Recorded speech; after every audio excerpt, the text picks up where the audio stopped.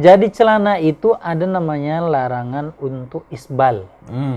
Apalagi itu namanya? Musbil, ya kan? Musbil itu orang, ya.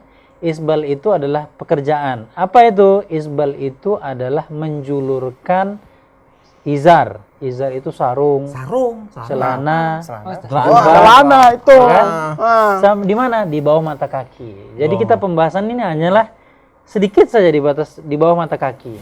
Nah, hadisnya banyak, ya kan? Hadisnya banyak. Ini yang kemudian menimbulkan kontroversi para ulama mengenai hukum. Dalam sebuah hadis dikatakan ma asfalu minal ka'bain fa finnar. Semua yang di bawah mata kaki dari celana, ya, dari celana sarung, itu kan dari bagian dari celana atau sarung atau jubah. Dalam artian yang kita pakai. Kalau kaos kaki gimana? Dia menutupi, justru dia berbeda bab, ya, berbeda bab. Karena ini memang yang dipakai, dikatakan yang semua di bawah mata kaki di neraka.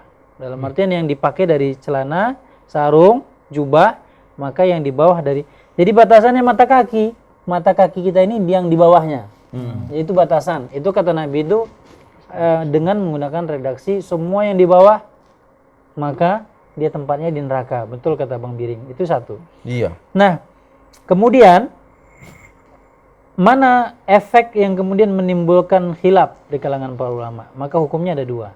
Satu, mengatakan bahwasanya itu haram mutlak, ya kan, nggak boleh mutlak. Yang kedua, dimaknai makruh.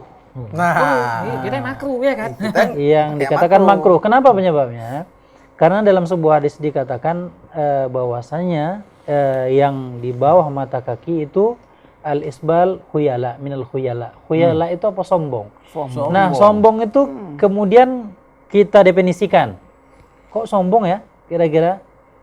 Nah, karena Abu Bakar ketika Rasulullah mengatakan semua yang di bawah mata kaki di neraka, dari izar, katanya dari sarung, dari celana dan dari jubah, di bawah mata kaki itu di neraka, kata Rasulullah. Kemudian Abu Bakar takut. Dia mengatakan, ya Rasulullah, aku sarungku ini kalau udah ku naikkan turun lagi, saking kurusnya, dikatakan, saking kurusnya. Maka kata Rasulullah, itu kamu bukan dalam kategori khuyala. Khuyala itu sombong. Nah, berarti kan perbedaan kalangan para ulama ini berarti kan sombong ini. Versi sombong yang kemudian menjadi khilaf lagi. Aku gak sombong. Nah, Ada sombong selain tegur aja, Met.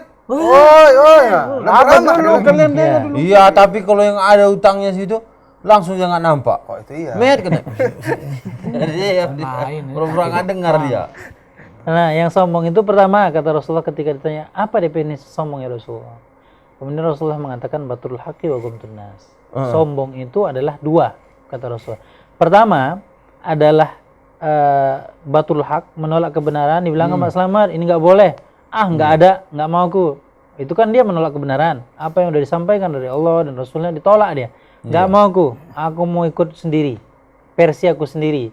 Sementara acuan sudah dibuat oleh Allah dan Rasulnya. Itu satu.